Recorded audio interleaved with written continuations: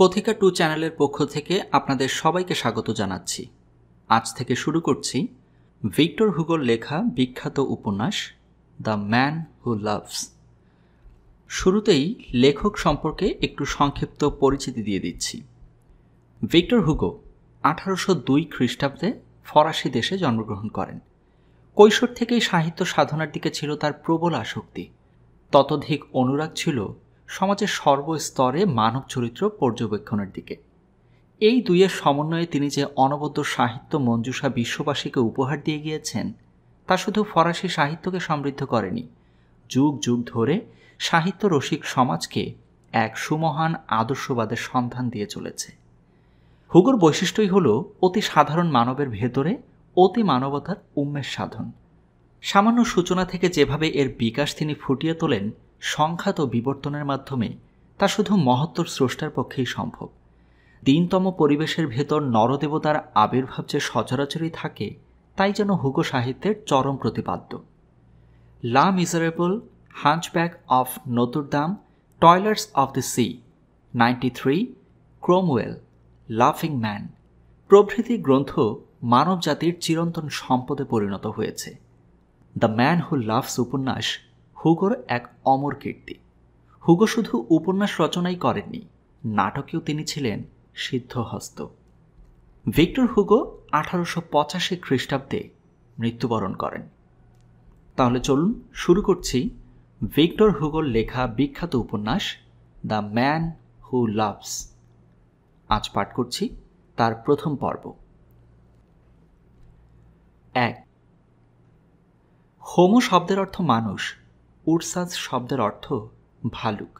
সবাই জানে এ কথা। তাহলে কোনো মানুষ যদি নিজের নামকরণ করে উরসাস আর পোষা নেকড়েটাকে হোমো বলে ডেকে আনন্দ পায়, তাকে পাগল ছাড়া আর কি বলা যেতে পারে? কিন্তু এ উরসাসকে যদি পাগলই বলতে হয়, সঙ্গে সঙ্গে তাহলে এটাও স্বীকার করতে হবে যে তার পাগলামের ভিতর শৃঙ্খলা আছে দায়িত্ববোধ এবং কেমন এক ধরনের উৎকট রসবোধ, যা দুনিয়ার সব কিছুর দিকে তীর্যক দৃষ্টিতে তাকিয়ে প্রকৃতির ভিতরে বিকৃতিরই সন্ধান পায়। উরসাসের আছে একখানা গাড়ি, হোমোই তা টানে। সময় সময়ে হোমো আর উরসাস পাশাপাশি জোয়ালে কাঁধ লাগিয়েও টানে। অবশ্য গাড়ি না বলে তাকে চার চাক্কার উপর বসানো বাড়িও বলা যেতে পারে। উরসাসের আপন বলতে যা কিছু, তা সবই ওই গাড়ির ভিতর। তার হাঁড়িকুড়ি বাসনপত্র, তার নিজের খাবার এবং তার নেকড়ের খাবার, তার বিছানাপত্র, জামা জুতো, তার কোদাল, কুড়াল, শাবল, কাটারি, গাড়ির ধারে ধারে কোণে কোণে সযত্নে সাজানো। মাঝের জায়গাটুকু সাধারণত ফাঁকাই থাকে। বৃষ্টি বাদলার দিনে স্টোভ জ্বালিয়ে সেখানে সে বসে, রাঁধে, খায় এবং মাঝে মাঝে হলদে পাতার জরাজীর্ণ পুঁথি নিয়ে বসে কখনো সখনো পড়াশোনাও করে। রাত্রিতে সেইখানেই পড়ে তার বিছানা। পিছনের দিকের দরজা এবং দুই পাশের দুই জানালা এঁটে দিলে গাড়ির ভিতরকার মানুষটি জল ঝড়ের হাত থেকে তো নিরাপদ বটেই, এমনকি ছোটোখাটো সিধেল চোরের হাত থেকেও। চোর কি করতে আসবে? অর্থের লোভে? অর্থ কোথায়? উরসাসকে ধনী বলে কোনো পাগলও ভুল করবে না। আবার অভাবের লক্ষণও তার জীবনযাত্রায় কোথাও নেই। যে গ্রামের ভিতর দিয়েই যাক, দোকান থেকে টাটকা রুটি সে কিনবে ভেড়ার একটা পুরুষ্ট ঠ্যাং, যখনকার যা রসালো ফল তাও দুই একটা সংগ্রহ করতে ছাড়বে না। হোমোর জন্য তদবির যথেষ্ট, বরং উরসাসের বেশি নজর হোমোর খানাপিনার দিকেই। বড় বড় মাংসের টুকরো রামে ভিজিয়ে তাকে খেতে দেওয়া হয়। তারপরে উরসাসের নিজের খাদ্যের একটা অংশও সে পায়। পথের ধারে কোথাও যদি নধর খরগোশ শাবক চোখে পড়ল, অমনি উরসাস গাড়ি থামিয়ে হোমোকে ছেড়ে দেবে শিকার ধরে খেয়ে নেবার জন্য। আর হোমোর রাত্রিবাস? আকাশ যখন নির্মেঘ, ফরাসি দেশের হাওয়া যখন নাতিশীতোষ্ণ পুষ্পগন্ধে মদির, তখন হোমো অবশ্য গাড়ির গা ঘেঁষে শুয়ে বসে আরামে রাত কাটায়। কিন্তু ঝিরঝির করে দুফোঁটা বৃষ্টি যদি পড়ল, উরসাস গাড়ির ভেতর থেকে ডেকে বলল, হোমো তলায় যা, তলায় যা। গাড়ি বেশ উঁচু করে গড়া। হোমো গড়িয়ে গড়িয়ে চাকার ফাঁকে গাড়ির তলায় ঢুকে পড়ে। দুর্যোগ যদি ঘনিয়ে এলো, উরসাস কাঠের মজবুত ঝাঁপ নামিয়ে দিল গাড়ির চারপাশ দিয়ে। হোমোরও ঘর হয়ে গেল নিশ্ছিদ্র, নিরাপদ। এখন কথা এই, উরসাসের ব্যয় তো কম নয়। কোথা থেকে অর্থ পায় সে? ব্যবসা একটা আছে বটে উডসাসের, সে ব্যবসা যাযাবর চিকিৎসকের। দেশের এ মাথা থেকে ও মাথা ও ঘুরে ফিরে যেসব রোগী ডাক্তারদের ত্রিসীমানায় যায় না, তারাই ওষুধ নেয় উডসাসের কাছ থেকে। গাড়ির ভিতর তাকে তাকে নানা আকারের ওষুধের বোতল ও ভাঁড়। এসব ওষুধ তার নিজের হাতের তৈরি। পথ চলতে চলতে হঠাৎ মাঠের বাবনের মাঝে গাড়ি থামিয়ে ফেলা উডসাসের নিত্য অভ্যাস। নেমে গিয়ে কোনো গাছের পাতা তুলছে, কোনো গাছের বা ছাল তুলছে ছুরি দিয়ে। ফুল থেকে মূল পর্যন্ত প্রত্যেকটা জিনিসই তার কাজে আসে। রাত্রিবেলায় এইসব দিয়ে সে ওষুধ তৈরি করে, ছেঁচে বেটে নিংড়ে জাল দিয়ে এটার সাথে ওটা মিশিয়ে। এইসব ওষুধ গ্রামে গ্রামে সে বিলি করে নগদ দামে। গিন্নিদের মহলেই বিক্রি বেশি, বেতবুড়োদের কাছেও মন্দ নয়। 2 মাস 3 মাস পরে পরে উডসাসের গাড়ি একবার করে গ্রামের মাঠে থামে যখন, বাজার বসে যায় সে গাড়ির চারপাশে। খুবই ঠিক কথা, তার ওষুধের গ্রাহক আছে, কিন্তু গ্রাহকের সংখ্যা দেখে উডসাসের আয়ের পরিমাণ আন্দাজ করতে গেলে মারাত্মক ভুল হয়ে যাবে। এরা সব গরিব মানুষ, অত্যন্তই গরিব। খুব দরাজ হাত যার, সে হয়তো 1 ফ্রাঙ্ক দিল 1 বোতল ওষুধের দাম, অবশ্য বোতলটা বাদে। না, আয় উডসাসের আছে কিছু, কিন্তু তা বলবার মতো কিছু নয়। খাওয়া দাওয়া এবং গাড়ির মেরামতি খরচটা তাতে ভালোভাবেই সংকলন হয় বটে, কিন্তু থাকে না কিছু সঞ্চয় করবার মতো। তাহলে চোরের ভয় উডসাস করে কেন? ভয়টা যে আছে তার, এটা তার আচরণ লক্ষ্য করলেই বোঝা যায়। গাড়ি খালি ফেলে সে কোথাও যায় না। রাত্রে জানালা খোলা থাকলেও দরজার ভেতর থেকে শক্ত করে আগল দেওয়া থাকে, আর জানালাতেও মোটা মোটা লোহার শিক বসানো। রাত্রে বিছানার পাশে থাকে একখানা লোহার শাবল। চোরদের সাদর অভ্যর্থনার জন্যই যে, তাতে কোনো সন্দেহ নেই। সত্যি, শাবল হাতে করে উডসাস রুখে দাঁড়ালে যে কোনো মোটামুটি রকম শক্তিমান চোরকে সে যে অনায়াসেই হটিয়ে দিতে পারে, তা উডসাসের চলাচলের পথে সব চোরই ভালো রকম জানে। বয়স ওর হয়েছে, ঠিক কত বয়স তা অবশ্য কেউই আন্দাজ করতে পারে না। আধ পাকা জট পাকানো লম্বা চুল আর ঝাঁকড়া দাড়ি কপাল এবং গালের রেখাগুলিকে এমন বেমালুম ঢেকে ফেলেছে যে মুখ দেখে ও সত্যিকার বয়স ঠাউরানো কারো সাধ্য নেই। উডসাসের অর্থ ভালুক। ভালুকের মতোই লোমশ তার চেহারা। লোমশ, ভারী এবং থপথপে। সোজা হয়ে দাঁড়ায় না, একটু কোলকুজো। গাড়ির ভিতর কুজো হয়ে চলাফেরা করতে করতে ঘাড়টা নুয়ে পড়েছে স্বাভাবিকভাবেই। সে যা হোক, বয়স 50 হোক আর 75 হোক, শরীরে এখনো শক্তি ওর আছে তা দেখলেই বোঝা যায়। আর শাবলখানাও ভারী এবং ধারালো, সুতরাং চোরেরা বড় একটা ঘেঁষে না ওর দিকে। কিন্তু তবু উডসাসের হুঁশিয়ারি শেষ নেই। ভাবখানা এমনই যেন মবলক অর্থ তার ওই কাঠের গাড়ির কোনো খুপড়ির ভিতর সযত্নে লুকানো আছে। উডসাস আজ প্রায় 20 বৎসর এই অঞ্চলে ঘোরাফেরা করছে তার গাড়ি নিয়ে। গাড়ির খোল নলচে পাল্টাতে হয়েছে অনেকবার। প্রত্যেকবারই নতুন কাঠ দেওয়া হয়েছে আগের বারের চেয়ে পুরু, নতুন গড়াতে বসানো হয়েছে আগের বারের চেয়ে মোটা। হোমকেও পাল্টাতে হয়েছে 2 বার। না, বিক্রি করেনি বা রাস্তায় ছেড়ে দিয়ে যায়নি। বুড়ো অকর্মণ্য হবার সূত্রপাতেই হঠাৎ একদিন অজানা কি এক অসুখে মারা পড়েছে 2 বারের হোমরা। মাটি খুঁড়ে নিজের হাতে কবর দিয়েছে উডসাসই। তারপর তৃতীয় হোমকে শিক্ষা দিয়ে মনের মতো করে নেবার জন্য উঠে পড়ে লেগেছে নতুন উৎসাহে। ফরাসি দেশের বনভূমি বসন্তে গ্রীষ্মে অপূর্ব মনোরম। শহরের লোক তখন দল বেঁধে বন ভ্রমণে আসে। সারাদিন বনে বনে ছুটে বেড়ায়, নির্ঝরণের তীরে বসে লাঞ্চ খায়। শিল্পী যারা, তারা নিভৃত একটা কোণ বেছে নিয়ে পুষ্পিত তরুর সৌন্দর্য ফুটিয়ে তুলবার চেষ্টা করে পটের উপর। এল আর্ডেনের উপবন সারা ফরাসি দেশে সুখ্যাত। বন হলেও উপবন আখ্যাই একে দিতে হয়। প্রকৃতি দেবী যেন নিজের হাতে সযত্নে সাজিয়ে এর প্রসাধন সুসম্পন্ন করেছেন। সুদীর্ঘ সুবিন্যস্ত তরুবিধি, প্রতিটি শেডার বা পাইনের গায়ে পুষ্পলতার সমারোহ, পত্র জবনিকার আড়াল থেকে বন বিহগের কলঝঙ্কার। জলা নেই, স্যাঁতস্যাঁতে বা অন্ধকার নয়, কোথাও নেই একটা কাটা গাছ। সে এক টানা সৌন্দর্যের দেশ। এই এলার্ডেনের বনভূমিতে প্রমোদ বিহারীদের এমন ভিড় হয় বসন্তকালে যে তাদের চিত্তবিনোদনের জন্য পেশাদার মানুষেরাও আসে তাঁবু ফেলে ভোজবাজি বা দড়ির নাচ বা জানোয়ারের খেলা দেখাবার জন্য। বনের মাঝে মাঝে মাঠের টুকরো আছে এক একটা, সেইখানে পড়ে তাদের তাঁবু। টিং টিং টুংটাং বাজনা বাজিয়ে তারা নিজেদের অস্তিত্ব জ্ঞাপন করে। পাখির গান শুনে শুনে তরুণ তরুণীরা যখন বিরক্ত হয়ে ওঠে, তখন তারা 2-4 জন দেখা দেয় এসে এই তাঁবুতে। দর্শকের সংখ্যা নিয়ে মাথা ঘামায় না পেশাদারেরা। 2 জন লোক এসে খেলা দেখতে চাইলেও তারা দেখাবে, কারণ খেলাতে সময় নেয় না বেশি। ঊর্ধ্বসীমা 10 মিনিট, যে আসছে তাকে দেখিয়ে দাও। তারপর তারা চলে যাক নিজেদের পথ পেয়ে। তুমি তৈরি হতে থাকো পরবর্তী দর্শকের জন্য। দড়ির খেলা যদি হয়, দড়িটা আটো করে বাঁধো। নাচ দেখাবার জন্য এসে থাকো যদি, ঘুঙুরটা বদলে নাও। আর যদি সাথ বাঘের বাচ্চা টাচ্চা এনে থাকো খেলাবার জন্য, দেখে নাও সে জল টল খেতে চায় কিনা। সেদিন উরসাসের গাড়ি এসে এই আর্ডেন বনের ভিতরে ঢুকেছে। বনের ভিতরে গাড়ি চলার কথাও নয়, গাড়ি চলার রাস্তাও নেই, তবু ঢুকেছে উরসাস।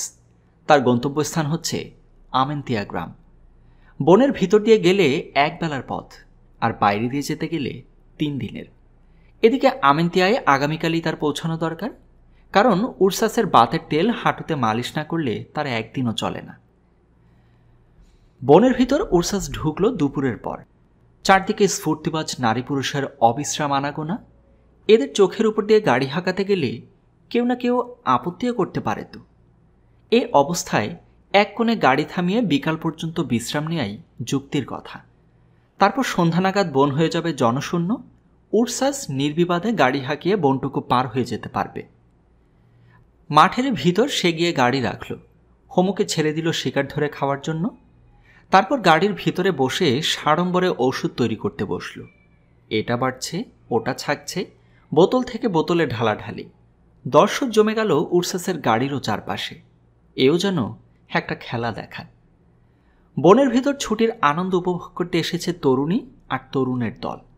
এদের বাঁধ বা মাথা ঘোরার ব্যারাম নেই, থাকলেও তা সঙ্গীদের সামনে স্বীকার করবে না কেউ। কাজেই ওষুধ বিক্রির আশা করে না উরসাস। তবু সময় কাটাতে হবে এবং বিজ্ঞাপন ছাড়বার সুযোগ পেলে তার সদ্ব্যবহারও করতে হবে।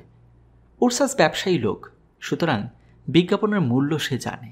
সেই বিজ্ঞাপন হিসেবেই সে এই দর্শকদের চোখের উপর ওষুধ তৈরির কাজে মশগুল হয়ে আছে। মাঠের আরেক কোণে পড়েছে একটা তাঁবু। মিহি টুংটাং বাদ্যি নয়, জোর জোর ঢাক পিটে বিজ্ঞাপন দিচ্ছে তাঁবুর মালিক। এই 5-6টা লোক বেরিয়ে এলো মুখে চোখে সর্বগ্রাসী বিস্ময়ের ছাপ নিয়ে, যেন দুনিয়ার অষ্টম আশ্চর্য ওই তাঁবুর ভেতর থেকে তারা দেখে এলো এইমাত্র। মুখে মুখে তাদের শুধু ছোট ছোট অব্যয় শব্দ, আশ্চর্য, অদ্ভুত, আজগুবি ইত্যাদি। কি আশ্চর্য, কি আজগুবি দেখে এলে হে? স্বভাবতই প্রশ্ন ওঠে তাদের ভেতর থেকে, যারা এতক্ষণ উরসাসের ওষুধ তৈরির উপরেই মনোযোগ নিবদ্ধ করে গাড়ির পাশেই ঠায় দাঁড়িয়েছিল। ছেলেটা হাসছেই হাসছেই, সে হাসির আর আদি অন্ত নেই। জবাব দেয় একজন, তাজ্জব বানিয়ে ছেড়েছে একেবারে। সে কি হাসি রে ভাই? দ্বিতীয় একজন প্রথমেরই বক্তব্যকে জোরদার করে তোলে। 35 পাটি দাঁত বের করে হাসি, মুখের হাত 2 কান পর্যন্ত বিস্তৃত করে হাসি। অথচ ভাবতে পারো, এতখানি হাসির সঙ্গে এতটুকু ছিটে ফোটা কথারও সংস্রব নেই। একান্ত নির্বাক হাসি, এ যে কেউ পারে। তার কথা শেষ না করতে দিয়ে যারা দেখেনি তাদেরই দলের একজন বলে উঠল, কেন পারবে না? নির্বাক হাসি আর শক্ত কি, এই দেখো আমি হাসছি। দাঁত পার করে কপাল কুঁচকে নাক শিকে তুলে সে লোকটা খানিক হাসলে বটে, কিন্তু যারা দেখে এসেছে তারা এই হাসিকে মোটে আমল দিলে না। এক বাক্যে দু দু করে উঠল, হারে 2 কান পর্যন্ত তোমার হাসি পৌঁছাচ্ছে কই? 2 কান পর্যন্ত? যাও তাঁবুতে গিয়ে দেখে এসো আগে, তারপর অনুকরণের চেষ্টা করো। সত্যি আরেক দল এবারে 10-12 জন তাঁবুর দিকে গুটি গুটি পা বাড়ালো অদৃশ্য হাস্যকারের কৃতিত্বের বহর যাচাই করবার জন্যে। যারা তাঁবু থেকে দেখে এসেছে এখন তাদের পালা উরসাসের গাড়ির পাশে দাঁড়িয়ে ওষুধ তৈরি দেখবার, কিন্তু তাদের সেদিকে কোনো উৎসাহ দেখা গেল না। তারা দল বেঁধে চলে গেল বনের ভিতর সেই সংক্ষিপ্ত অব্যয়গুলো বারবার উচ্চারণ করতে করতে। আশ্চর্য, অদ্ভুত, হাজকুবি। 2-1 জনের মুখে কিঞ্চিত বৃহৎ উক্তিটিও শোনা গেল। সত্যি এমনটা কেমন করে সম্ভব হয়? কিংবা দুনিয়ার কোথায় যে কি আছে, কে তার খবর রাখে বলো? একদল গেল তাঁবুর ভিতরে, আরেকদল গেল বনের আড়ালে। উরসাসের গাড়ির পাশে আর কৌতূহলী দৃষ্টি মেলে একটিও দর্শক নেই, সুতরাং বিজ্ঞাপন প্রচারের সুযোগও অবর্তমান। উরসাস বসে আছে পটে আঁকা ছবির মতো, মাঠের ওপিঠের তাঁবুটার দিকে চোখ পাকিয়ে। হাতে খল রয়েছে, কিন্তু সে খল ওষুধ পাচ্ছে না আর। হোমো ঘুরপা খেতে খেতে গাড়ি থেকে অনেক দূরে গিয়ে পড়েছে। তাকে ডেকে ফেরাবার কথা মনেও হচ্ছে না উরসাসের। যদিও হোমোর গতিবিধি নিয়ন্ত্রণে উরসাস সাধারণত অতিমাত্রায় সতর্ক। অদ্ভুত হাসি একটা দেখে এসেছে এই দর্শকেরা, যারা বনের ভিতর অদৃশ্য হয়ে গেল এইমাত্র। সেই হাসি এই মুহূর্তে ওরাও দেখছে, যারা একটু আগে তাঁবুর দরজায় এক এক ফ্রাঙ্ক গুনে দিয়ে তাঁবুর ভিতরে ঢুকে পড়ল। অদ্ভুত হাসি হাসছে একটা ছেলে, নির্বাক হাসি, খলখল হাসি নয়, খেলখেল হাসি নয়, খিকখি হাসি নয়, হা হা হাসি তো নয়। অথচ হাসতে গিয়ে তার 32 পাটি দাঁত বেরিয়ে পড়েছে। হাসতে হাসতে তার মুখের হাঁ 2 কান পর্যন্ত বিস্তৃতি লাভ করেছে। আজ খুবই সত্যি, এরকম নির্বাক অথচ সর্বগ্রাসী হাসি এক পলকের জন্য কেউ হাসলেও হাসতে পারে। আজ খুবই সত্যি, এরকম নির্বাক অথচ সর্বগ্রাসী হাসি এক পলকের জন্য কেউ হাসলেও হাসতে পারে বা, কিন্তু মিনিটের পর মিনিট, 5 মিনিট, 10 মিনিট পর্যন্ত কেউ আমার নিঃশব্দে হেসে যেতে পারে, এ কথা না দেখলে কেউ বিশ্বাস করবে না। না, কিছুতেই বিশ্বাস করবে না, যদি একটা গূঢ় তত্ত্ব তার জানা না থাকে। সে গূঢ় তত্ত্ব ওই লোকগুলির যে জানা নেই তা তো বোঝাই যাচ্ছে। ওই যে লোকগুলি বনের ভিতর এইমাত্র ঢুকে পড়ল। কিন্তু উরসাসের জানা আছে সে তত্ত্ব, কাজেই তার কাছে ব্যাপারটা তত অবিশ্বাস্য ঠেকছে না। তার মনে হচ্ছে যে হলেও হতে পারে এটা, কিন্তু নিজের চোখে একবার দেখে আসতে পারলে হতো, যে সন্দেহ ভঞ্জন হতো। কিন্তু নিজের চোখে দেখার হয় কেমন করে? গাড়ি ছেড়ে তো যাওয়া চলে না উরসাসের। একান্ত পরিচিত স্থানেও উরসাস এমন কাজ কখনো করে না। এ তো বনভূমি, আশেপাশে লোক আছে বটে, কিন্তু সবাই তারা অজ্ঞাতকুলশীল।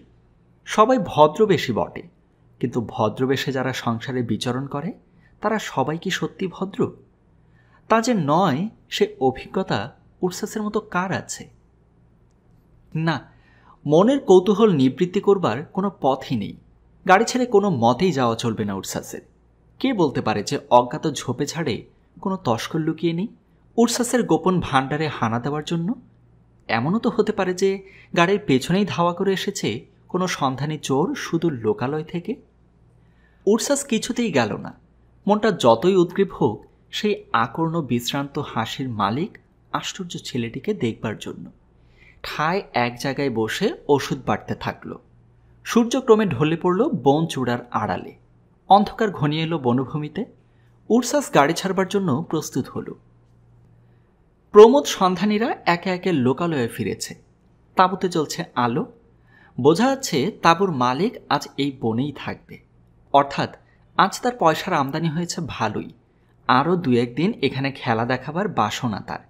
সকাল হলেই তো আবার লোক সমাগম হবে এই অরণ্য প্রদেশে। হোমো চলেছে গাড়ি টেনে নিয়ে। বৃক্ষবিধির ভিতর চাঁদের আলো এসে পড়েছে। ঝকঝক করছে সাদা মাটি সে নির্মল জ্যোৎস্নায়। তাড়া নেই, ধীরে ধীরে গাড়ি চালালেও ভোর নাগাদ আমেন্তিয়াতে পৌঁছানো যাবে। অকারণ হোমোকে ব্যস্ত করা কেন? ধীরেই চলেছে গাড়ি। উরসাস গাড়ি থেকে নেমে হোমোর পাশে পাশে হাঁটছে। ভারী আরামের এই গরম হাওয়ায় সান্ধ্য ভ্রমণ। পায়ের বাতটা কেটে আসবে 2 ঘন্টা এভাবে পা চালালে। ধীরে ধীরে চলছে আর পিছনে ফিরে ফিরে তাঁবুর আলোর দিকে চাইছে। আর কোনো কারণ নেই, ওখানেও তারই মতো মানুষ আছে 2-1টা। এই অনুভূতির খাতিরেই ফিরে ফিরে তাকানো। চারধারে যোজন জোড়া বনভূমি।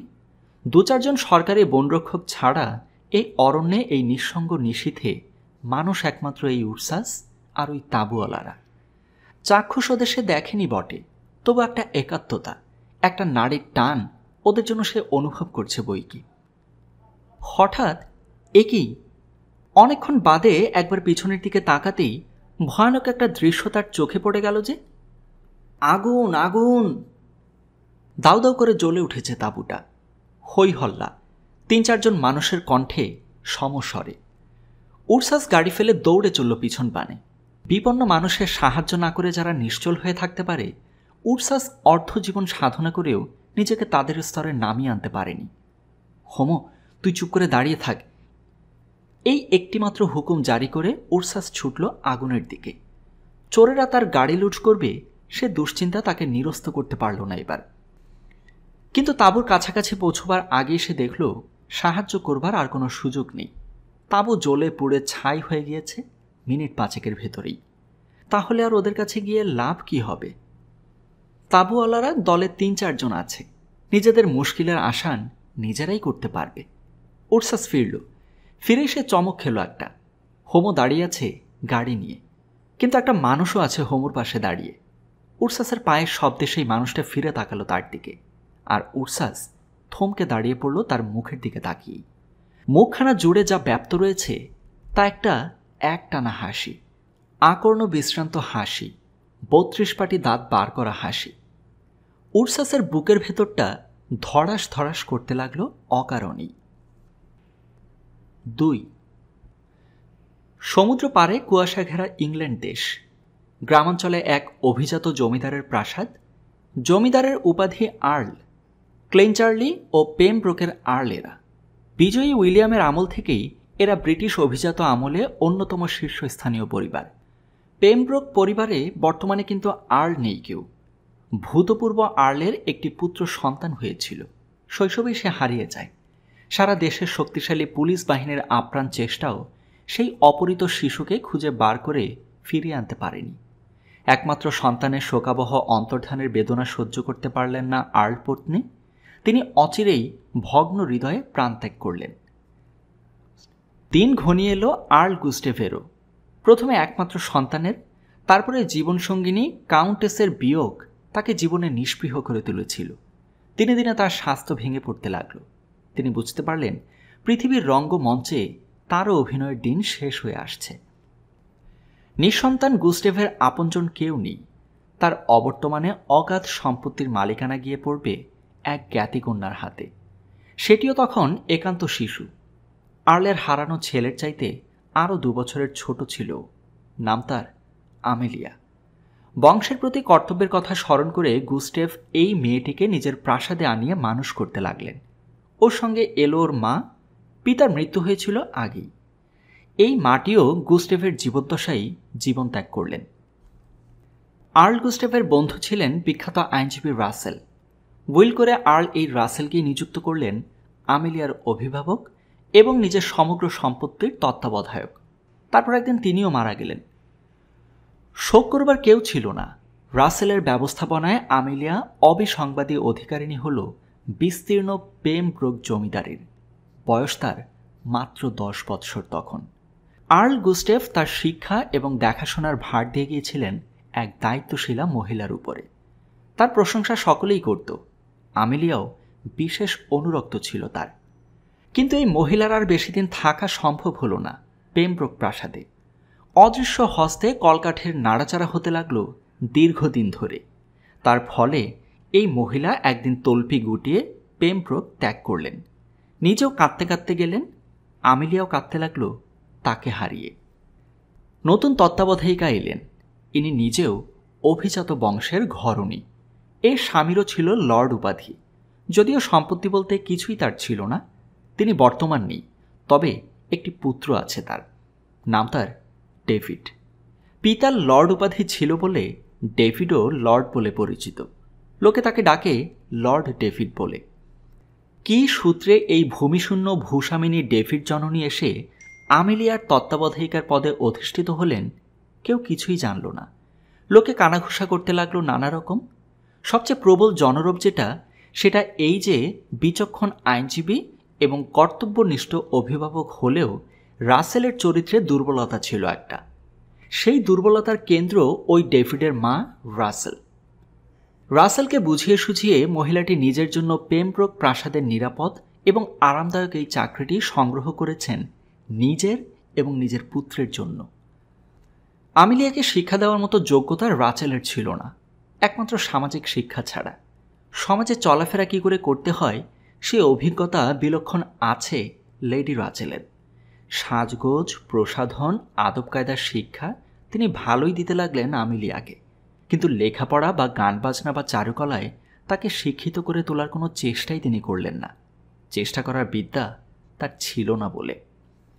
ফলে আমিলিয়া বড় হয়ে উঠতে লাগল বিলাসিনী, খেয়ালি, দায়িত্ব জ্ঞানহীনা এক কিশোরীর আকারে। দুনিয়ার কোনো বিষয়ে তার আকর্ষণ নেই, একমাত্র নিজের ভোগবিলাসের জন্য যেটা প্রয়োজন সেইটি ছাড়া। নীতিজ্ঞানের বালাই নেই, শালীনতার গণ্ডি সম্বন্ধে চেতনারও অভাব। কাউন্টেস অ্যামিলিয়া তৈরি হয়ে উঠল এক আজগুবি চিজ। এদিকে বড় হয়ে উঠেছে ডেভিডও। আমিলিয়ার চাইতে 2-3 বছরের বড়ই সে। অতি সুশ্রী, অতি শৌখিন, অতিমাত্র স্বার্থপর এই যুবক। আমিলিয়ার সঙ্গে মেলামেশার অখণ্ড সুযোগ সে নিত্যই পায় এবং পরিপূর্ণ সৎ ব্যবহারও করে সে সুযোগের। তার নিজের রুচি এবং তার মায়ের সমর্থন, এই দুদিক থেকেই সে প্রেরণা পায় আমিলিয়ার সঙ্গে অন্তরঙ্গতা স্থাপনের জন্য। রাচেল তার কানে কানে বলেন, তোর নিজের বলতে একটি কানাকড়ি নেই পৃথিবীতে। আমিলিয়ার আছে রাজার ঐশ্বর্য। আমিলিয়া সমেত সেই ঐশ্বর্যটিকে গ্রাস করবার 16 আনা সুবিধা তোর রয়েছে। সে সুবিধা কাজে লাগিয়ে আয়ত্ত শিকারকে উদরস্থ করতে না পারিস যদি, তাহলে তুই একান্তই মূর্খ। ডেভিডও মনে মনে সায় দেয় মায়ের কথায়। অ্যামিলিয়ার কাছে নিজেকে আকর্ষণীয় করে তোলার জন্য বিধিমতে চেষ্টা করে। স্বার্থের খাতিরে লোক রুচিবিরুদ্ধ কাজও আগ্রহের সঙ্গে করে থাকে। এক্ষেত্রে তো স্বার্থ এবং আনন্দ একই পথে লাভ করবার ব্যবস্থা রয়েছে। ডেভিড আর আমিলিয়ার বয়স যতই বাড়তে থাকে, তাদের উভয়ের প্রীতির সম্পর্ক সকলেরই নজরে পড়ে যায় ততই স্পষ্টতর হয়ে। শেষ পর্যন্ত সবাই ধরেই নিয়েছে যে উভয়ের সাবালকত্ব প্রাপ্তির সঙ্গে সঙ্গে পরিণয় সূত্রে আবদ্ধ হবে ওরা। আর তার আর বিলম্বও নেই। 1 বছর পরেই আমিলিয়ার বয়স হবে 18, ডেভিডের 21। ততদিন বিবাহটা হতে পারছে না বটে, কিন্তু ডেভিড ইতিমধ্যেই পেমব্রোকের ভবিষ্যৎ আর্ল বলে কার্যত স্বীকৃতি লাভ করেছে সর্বসাধারণের কাছে। রাসেল মহাশয় মাঝে মাঝে কেবল একটা সতর্কবাণী শোনান লেডি রাচেলকে। আর্ল গুস্টেভের উইলে কি যেন একটা অসুবিধাজনক শর্ত আছে। অবশ্য যে অবস্থায় সে শর্ত পালনের প্রশ্ন উঠবে, সে অবস্থা উদয় হবার কোনো রকমই সম্ভাবনা আপাতত দেখা যাচ্ছে না, ইত্যাদি। লেডি রাচেলের এখনও যথেষ্ট প্রভাব বৃদ্ধ আইনজীবীর উপরে, কিন্তু কোনো তোষামদেই তিনি রাসেল সাহেবের মুখ থেকে জানতে পারেননি যে সেই অলক্ষণে অবস্থাটা কি হতে পারে। রাসেল সব বিষয়ে লেডি রাচেলের বাধ্য, কিন্তু এ বিষয়ে তিনি মুখ খুলছেন না। তার মনে ইদানিং কি বিবেকের দংশন অনুভব করছেন তিনি? বাহ্যত সবাই দেখছে, স্বর্গত বন্ধু আর্ল গুস্টেভের ন্যস্ত বিশ্বাসের মর্যাদা তিনি পুরোপুরি রক্ষা করেছেন। জমিদারের এতটুকু ক্ষতি হতে দেননি এই দীর্ঘ সময়ের ভিতরে, কিংবা উত্তরাধিকারিণীর কোনো রকম অকুশলও ঘটতে দেননি। আমিলিয়াকে তিনি এই সেদিনও দেখে এসেছেন পেমব্রোক গিয়ে। সতেজ চেরি গাছের মতো রিজু তন্নি কিশোরীটি সত্যি বৃদ্ধকে মুগ্ধ করেছিল, কিন্তু ওই পর্যন্তই। তার শিক্ষার যে পরিচয় তিনি পেয়ে এসেছেন, তাতে নিজের কাছেই নিজের লজ্জা পেয়েছেন তিনি। গুস্টেভের সঙ্গে বিশ্বাসঘাতকতা হয়ে গিয়েছে বলেই যেন মনে হয়েছে তার। শুধু আমিলিয়া নয়, তিনি ডেভিডকেও দেখে এসেছেন। লেডি রাচেল গর্বের সঙ্গে ডেভিডের রূপগুণের দিকে বৃদ্ধের দৃষ্টি আকর্ষণ করেছিলেন। দেখেছেন বৃদ্ধ, কিন্তু রাচেলের আনন্দে অংশগ্রহণ করতে পারেননি কোনো মতেই। এই প্রজাপতির মতো চপল যুবক হবে পেমব্রোকের আর্ল? হবেই বলে মনে হচ্ছে। লেডি রাচেল গত কয়েক বছর ধরে জমিন তৈরি করেছেন। সে জমিনের উপর ওইরকম ইমারত ছাড়া অন্য কিছু গড়বার চেষ্টা করলে সে চেষ্টা সফলও হবে না। সে চেষ্টাতে আনন্দেরও সম্ভাবনা নেই কারো। রাসেল শুধু ভাবছেন, পরলোক থেকে আর্ল গুস্টেভ এইসব ব্যাপার দেখে বন্ধুকে অভিসম্পাত করছেন কিনা। তার মন বলছে নিশ্চয়ই অভিসম্পাত করছেন, কারণ তার প্রাপ্য এ অভিসম্পাত। আমিলিয়া যে শিক্ষার মতো শিক্ষা কিছুই পায়নি, সেজন্য তিনিই দায়ী। তিনি যদি গুস্টেভের নিয়োজিত শিক্ষিকাকে বিদায় না দিতেন, লেডি রাচেলের হাতে আমিলিয়াকে সমর্পণ না করতেন, তবে এমন অপদার্থ হতে পারত না মেয়েটা। তারপর এই ডেভিড, রাচেলকে তিনি পেমব্রোকে ঢুকতে দিয়েছিলেন বলেই আজ ডেভিড আমিলিয়ার স্বামী হতে যাচ্ছে। কিন্তু ওকে একটা সুপাত্র। জমিদারি হাতে পেলে 2 দিনেই অপব্যয় করে করে সমস্ত সম্পত্তি উড়িয়ে দেবে। আর ওর হাতে পড়ে আমিলিয়ারও দুঃখের অবধি থাকবে না। ডেভিডে আর আমিলিয়াতে পরামর্শ হয়েছে একটা, সেটা এই, তারা ইউরোপ পর্যটনে যাবে। মহাদেশের সবকয়টা রাজধানী এবং সবকয়টা বিলাসকেন্দ্র ঘুরে না এলে ধনী সন্তানদের শিক্ষাই তো সম্পূর্ণ হয় না।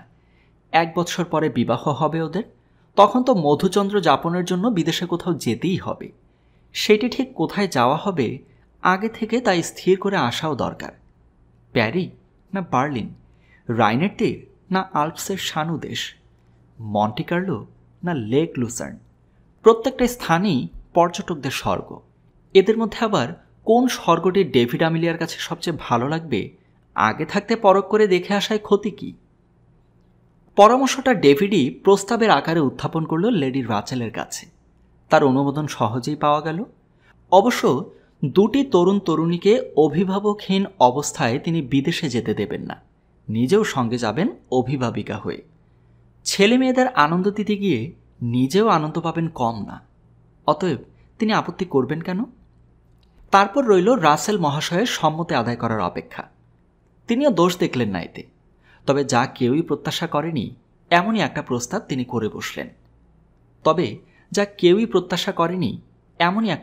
তিনি করে বসলেন। প্রস্তাবটা এই যে সঙ্গে যাবেন তিনিও, অভিভাবক হিসেবে নয়, সঙ্গী হিসেবে। সারা জীবন শুধু মক্কেলদের বিষয়কর্ম দেখে দেখে জীবনশক্তি ক্ষয় করে এসেছেন। এখন যেন কিছুই আর ভালো লাগছে না। দিন কতক দৈনন্দিন কর্মধারা থেকে দূরে সরে থাকলে যদি জীবনযুদ্ধে আরও কিছুকাল লড়বার শক্তি সংগ্রহ করে আসা যায়, তাতে অনেক উপকার। যাবেন তিনি, নিজের খরচেই যাবেন। আমিলিয়ার কাঁধে চাপাবেন না তার নিজের সফরের ব্যয়, তার বিবেক সেটা অনুমোদন করবে না। সঙ্গে আবার উকিল মশাইও যাচ্ছেন শুনে ডেভিডের উৎসাহ অর্ধেক নিভে গেল। তার মা যদিও রাসেলের প্রশংসায় পঞ্চমুখ, সে কিন্তু ভদ্রলোকের প্রতি কোনোদিন প্রসন্ন নয়। মনে মনে সে স্থির করেই রেখেছে যে সময় এলে এই অভিভাবক মনুষ্যটিকে সে ছেঁড়া জুতোর মতোই ছুঁড়ে ফেলে দেবে দূরে। কিন্তু সে বুদ্ধিমান এবং দূরদর্শী। তার এই সাধু সংকল্পের কথা সে কাউকে বলেনি এ যাবৎ, এমনকি আমেলিয়াকেও না, তার মাকেও না। যা হোক, সব তোড়জোড় করে একদিন তারা বেরিয়ে পড়ল ইউরোপ সফরে। কর্তা ব্যক্তিরা 4 জন, 2টি প্রবীণ, 2টি তরুণ, প্রত্যেকের একটি করে খাস ভৃত্য বা দাসী। আমিলিয়ার নাচ গানের তামিল দেওয়ার জন্য একজন ফরাসিনীকে প্যারি থেকেই বহাল করে নেওয়া হবে ঠিক হয়ে গেছে, এবং ডেভিডকে তরোয়াল খেলা শেখাবার জন্য একজন অস্ত্র শিক্ষক। অদূর ভবিষ্যতে যে প্রেমপ্রকের আড় হতে যাচ্ছে সে তরোয়াল ধরতে না জানলে চলবে কেমন করে? ডুয়েল লড়বার প্রয়োজন তো অভিজাত তরুণদের হামেশাই হয়। কাজেই পর্যটক দলটিতে লোক সংখ্যা প্রথমে ছিল 8, প্যারিতে পৌঁছবার সঙ্গে সঙ্গেই দাঁড়ালো 10। রাসেল বিজ্ঞাপন ছেড়েছিলেন লন্ডনে থাকতেই। প্যারির হোটেলেই সাক্ষাতের ব্যবস্থা ছিল একটি নির্দিষ্ট দিনে। 2 ঘন্টার ভিতরেই মামোয়াজেল বিয়াকা ও মোসিয়া আদ্রে নিযুক্ত হলেন শিক্ষিকা ও শিক্ষক রূপে। দুজনেই ফরাসি, ইংরেজি না জানেন তা নয়, তবে প্রচুর ফরাসি শব্দের ভেজাল না দিয়ে মনের ভাব ইংরেজিতে প্রকাশ করতে পারেন না। আস্তানা নেওয়া হয়েছে হোটেল বোবোতে। রাজকীয় বিলাসে পর্যটকেরা রয়েছেন সেখানে। প্যারিতে আমিলিয়া বা ডেভিড কেউই এর আগে আসেনি, অথচ প্যারি হল ইউরোপীয় সংস্কৃতির কেন্দ্রমণি। এখানে কিছু বেশি দিনই থাকা হবে। ততদিন আমিলিয়ার নৃত্য শিক্ষা বা ডেভিডের অস্ত্র শিক্ষা বন্ধ থাকবে কেন? স্থির হল বিয়াকা ও আদ্রে আজ থেকেই হোটেল বোবোতে এসে বাসা নেবে। শিক্ষা যতটুকু হওয়া সম্ভব বা সমীচীন তাই হয়। আমিলিয়া ও ডেভিড অল্পক্ষণের তালিমেই পরিশ্রান্ত হয়ে পড়ে। তাদের পক্ষে আর বেশি খাটুনি সম্ভব হয় না। বিয়াকা ও আদ্রের পক্ষ থেকে বলা যায়, ছাত্রী এবং ছাত্রকে ইচ্ছার অতিরিক্ত খাটানো তারা সমীচীন মনে করে না, কারণ ওরাই তো মাইনে দেওয়ার মালিক। অসন্তুষ্টের কারণ ঘটলে এক কথায় চাকরি খতম করে দিতে পারে। অতএব শিক্ষা অতি ধীরে ধীরে অগ্রসর হয়। তার চেয়ে অনেক দ্রুত উন্নতি ঘটে অন্য দিক দিয়ে। শৌখিন সমাজে মেলামেশা, অপেরা, সার্কাস, নৈশ সম্মেলন ঘুরে ঘুরে দেখা, বেড়ানো, নাচ না জেনেও ভালো ভালো নাচ ঘরে উচ্চ শ্রেণীর সমবেত নাচে যোগ দেওয়া, এসব এখন আমিলিয়া ডেভিডের নিত্যকর্ম। এদিক দিয়ে উপদেশটা জুটেছে ভালো, বিয়াকা আমিলিয়ার এবং আদ্রে ডেভিডের। কখনো সবাই একসাথে, কখনো ভাগে ভাগে তারা আনন্দের সন্ধানে বেরোয়। বিয়াকা নিয়ে যায় আমিলিয়াকে, আদ্রি নিয়ে যায় ডেভিডকে। শিক্ষক শিক্ষিকার সঙ্গে ছাত্রছাত্রীর বয়সের তফাৎ এমন কিছু বেশি নয় যে তার দরুন ঘনিষ্ঠ বান্ধবতার সম্পর্ক গড়ে উঠবার পক্ষে বাধা হতে পারে। বেশ অন্তরঙ্গ হয়ে উঠেছে এরা ইতিমধ্যেই। রাসেল এবং রাচেল তারাও যুগলে ভ্রমণে বেরোন আজকাল। অতীতের সুখস্মৃতির রোমন্থন করেন পার্কে বসে। তাদেরও সময় ভালোই কাটে। প্রথম পর্বের সমাপ্তি এখানেই।